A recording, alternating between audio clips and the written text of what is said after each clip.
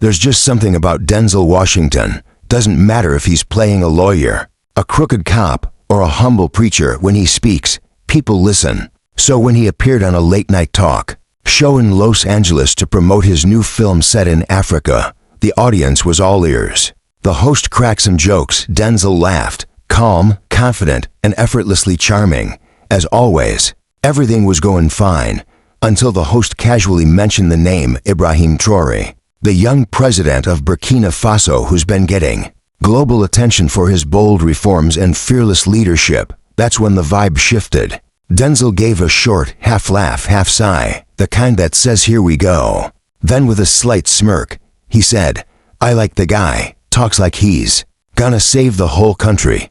Let's see how many promises he actually keeps." The audience chuckled. Just another witty comment in a talk show, a forgettable line in a sea of celebrity banter. But across the Atlantic, in places like Ouagadougou, Nairobi, Accra, that clip hit very differently for many young Africans. Traoré represents more than politics. He's a symbol of change, courage, and pride. So when Denzel, a man so respected in the black community, brushed him off with a laugh, it stung. Within hours, Twitter was ablaze. #RespectTraoré started trending. People weren't just upset, they were hurt. Some called Denzel arrogant. Others said he was out of touch. But one thing was clear. His words had touched a nerve, not just politically, but emotionally and culturally. In Burkina Faso, community leaders began speaking out. Online forums turned into protests. And what started as a movie promo tour quickly snowballed into a cultural moment. Back in LA, Denzel had no idea what was happening, not yet. But by morning, he found himself trending, not because of his film, but because of a continent's reaction. This wasn't cancel culture, it was something deeper. That 10-second joke, to millions of Africans, felt like a slap. It wasn't just about Ibrahim Traoré, it was about being heard. It was about respect. Traoré wasn't just another politician to them. He was their leader, bold, unapologetic, unbought. A breath of fresh air in a world that often ignores African voices. And now Denzel, someone many saw as one of us, had reduced that hope to a punchline. Memes flooded in, articles, emotional videos, celebrities from Nigeria, South Africa, Ghana, all chimed in. Their message was simple: we're tired of being dismissed. Even Traoré responded, not directly, but in a weekly speech where his words landed with quiet power. Our struggle is not entertainment. Our dignity is not optional. We only ask to be respected as equals. The crowd didn't roar in anger. They applauded with strength. Meanwhile in the US, Denzel's team started noticing. Emails, DMs, headlines from BBC Africa, Al Jazeera. This wasn't just PR anymore. This was real. Denzel sat quietly, scrolling through the comments. At first, he didn't get it. It was just a joke, right? But the more he read, the more it sank in. This wasn't about him. It was about what he represented. His publicist wanted damage control. His agent said, "Don't tweet, don't post, just wait." But silence wasn't helping. And across the ocean, someone else wasn't staying silent. A respected Burkinabe journalist in New York named Fatoumata Diallo. Known for her calm voice and cultural insight, she didn't just feel the outrage. She felt the weight of it. This isn't just about a man misspeaking, Fatoumata said during an interview. It's about how easily Africa becomes the punchline again. So she packed her bags, booked a flight to Los Angeles, and went to have the one conversation no one else was having. Denzel didn't know who she was, but when her team reached out, something inside him said yes. Maybe it was guilt, maybe curiosity, or maybe, deep down, he knew someone deserved his time, even if just to listen. Back in Burkina Faso, the protests were still growing. In the middle of it all stood Ahmed Diara, young, passionate, unafraid. To him, Denzel's comment wasn't just a personal insult. It was a symbol of how Africa is constantly doubted, dismissed, and disrespected. In front of a massive crowd, he raised his fist and shouted, "We are not your background set. We are not here to be doubted. We are here to be heard." And the people roared. As the protests gained momentum, Denzel finally sat face to face with Fatoumata Diallo in a quiet Hollywood room. No cameras, no scripts, just two people. One trying to explain, one trying to understand. Denzel looked her in the eye and said softly, "I know I messed up, but I honestly don't know how to fix it." That was the turning point. Not because of PR, not because of image, but because of listening, while Denzel was just beginning to feel the weight of his words. Back in Burkina Faso, the movement had already transformed into something bigger. Ahmed Diara, once just a student leader, had now become the voice of a generation. He wasn't chasing fame. He didn't want revenge. He wanted respect. At a press conference filled with cameras and flashing lights, he said, if Denzel truly understood what we live through every day, he would never have said that. You can't joke about our struggle if you've never carried it. Those words hit hard. The streets filled with marches. Young people held signs, waved flags, and sang in unity, not out of hate, but with hope. They weren't trying to tear someone down. They just wanted to be seen, to be valued. President Ibrahim Traoré stayed quiet through it all. No online posts, no fiery speeches. But when he did speak at a youth conference, his words cut through the noise. There is pain in being misunderstood, but there is power in how we respond to it. Without naming names, he turned a painful moment into something meaningful. Even his critics began to listen more closely. Meanwhile, back in LA, Denzel sat with Fatoumata once again. She brought videos from the protests, speeches by Ahmed, messages from students, and Denzel watched, silent. "I never meant to hurt anyone," he whispered. "I didn't know." Fatoumata didn't lecture him. She didn't attack him. She just said, "Now you do." The real question is, what will you do with that? Denzel didn't reply. He just nodded and thought. That conversation didn't end. In some dramatic moment, no public apology, no headlines, just two people sitting in a room, one carrying the weight of a continent, the other beginning to realize the blind spots he never saw before. Fatoumata wasn't there to cancel Denzel. She was there to connect the dots between worlds that should have always been in conversation, but rarely are. She pulled out a small notebook filled with names, dates, and stories. Stories of how African leaders were mocked and misrepresented. Stories of how a single joke could reopen wounds that never truly healed. "When you speak," she said softly, "the world listens. That's a gift, Mr. Washington. But it's also a responsibility." Denzel didn't argue. He didn't explain. He listened. He knew he wasn't the villain. But now, he also knew he wasn't innocent.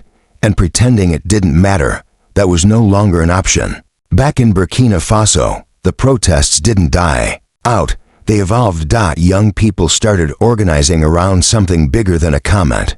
Ahmed launched a campaign, Respect for Africa. It was bold, unapologetic, but it was rooted in love. Love for their land, love for their history, love for the future they were building. The hashtag spread far and wide. Celebrities from Europe, Latin America, even American civil rights leaders voiced support. Not to attack Denzel, but to encourage reflection. Slowly, the narrative shifted. This wasn't a scandal anymore. It was a conversation, and Denzel didn't want to run from it. He wanted to be part of it. That night, standing alone under the California sky, he typed a message to his agent. "We need to go to Burkina Faso. No press, no speeches, just us, showing up." When the news broke, it shook the world. Denzel Washington was going to Burkina Faso. His agent Marcus Johnson kept the press conference short and sincere. "This isn't about image. This is about understanding." People were divided. Some praised him, others stayed skeptical. But everyone was watching. When Denzel's plane landed in Ouagadougou, the capital greeted him with mixed emotions. There were banners saying "Welcome," painted by school children, and there were also signs that read, "Our future is not your joke." It was fragile. It could have gone wrong. But Denzel didn't panic. He walked slowly through the terminal, Fatoumata at his side, not just as a guide now, but as his anchor. "You need to listen to them," she whispered. "This isn't about you anymore. It's about them." That very day, he visited a local public school. No cameras, no press, just kids. He sat with teachers, listened to students. One boy, Salamane, stood up and said he wanted to be a doctor, but his village didn't have a single clinic, not one. Denzel leaned forward and said, "I can't fix everything, but I'll help you build one." Word spread fast. Outside the school gates, the mood started to shift, but not everyone was convinced. Across town, Ahmed Diara watched the visit on a small TV. Arms crossed, he said, "It's easy. He'll come. Shake hands, say sorry, and fly back. We'll still be here." Even some of his friends hesitated, because for the first time, Denzel wasn't just talking about Africa. He was in Africa, and maybe he was finally starting to understand. The meeting no one expected came sooner than anyone thought. Inside the presidential palace, two men sat face to face. On one side, Denzel Washington, a global icon. On the other, President Ibrahim Traoré, calm, steady, carrying the weight of a continent. No cameras, no entourage, just a wooden table, two chairs, and a long overdue conversation. He spoke of grandmothers with soil-stained hands, of children walking miles just to learn how to read, of waking before sunrise, not to chase power, but to carry the weight of a nation the world had once forgotten, and every promise he'd made. He said every single one wasn't about politics, it was about survival. Denzel didn't speak. He just listened, not like a man waiting to reply, but like someone who finally realized. He'd arrived seeing the world through the wrong lens. "I underestimated you," Denzel said, softly, "and I'm sorry for that." There was a pause, a long one. Then President Traoré leaned back and offered something rare in today's world, grace.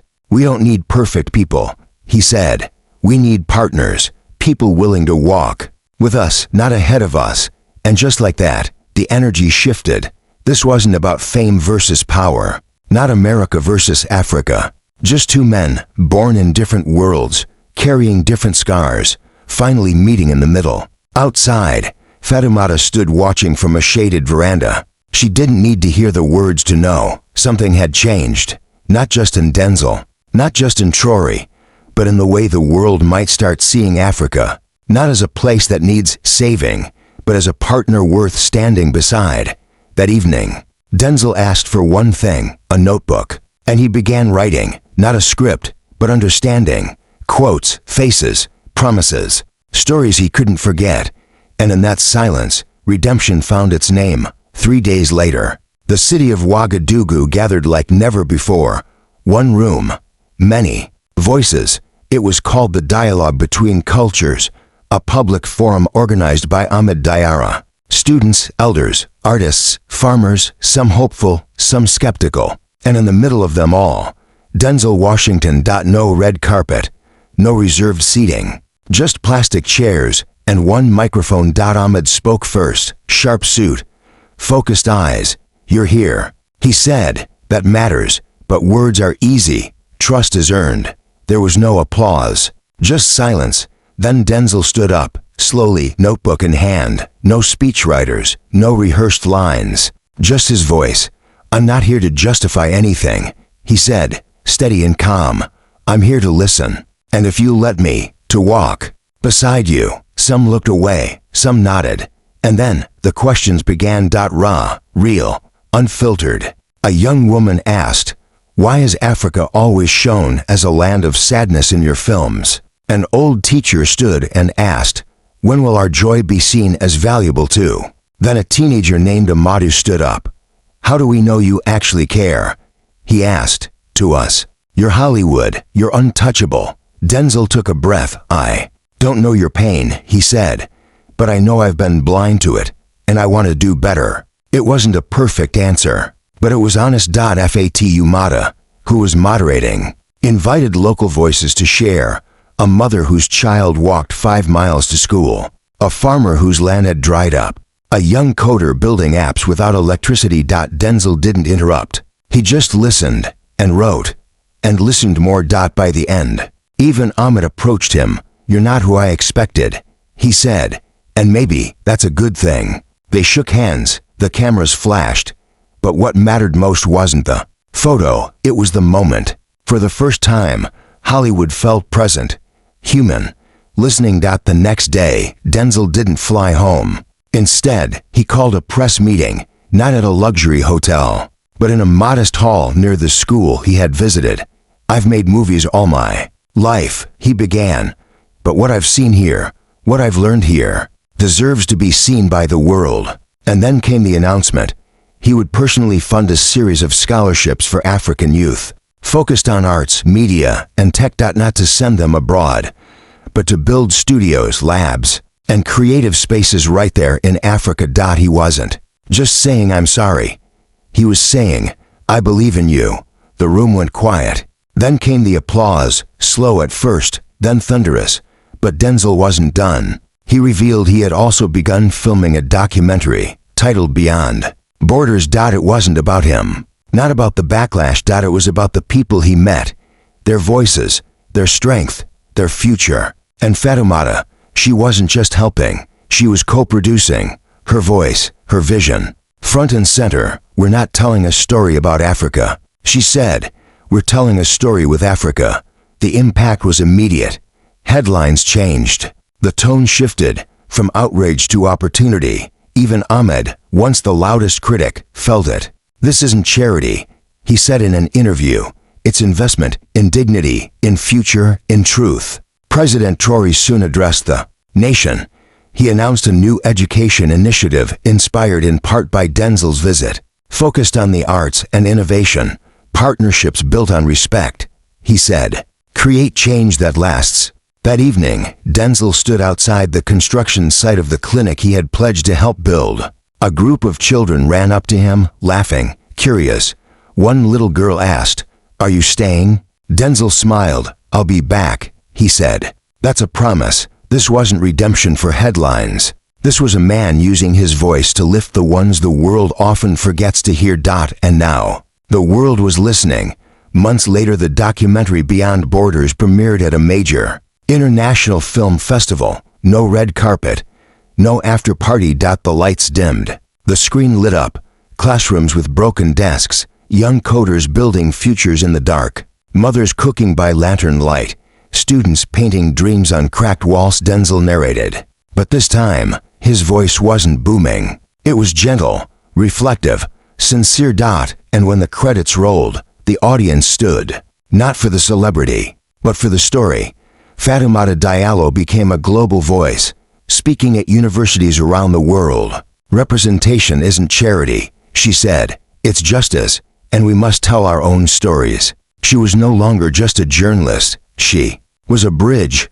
Ahmed's movement grew too, connecting youth from over 20 African countries. His motto, dialogue over defense, power through presence. President Traoré kept building clinics, schools, coalitions, and his calm strength earned him global respect. In one interview, he said, "We don't need saviors. We need listeners, and when they truly listen, they become allies." Back in Los Angeles, Denzel Washington sat quietly on his porch at sunset. No cameras, no lights, just him and a notebook.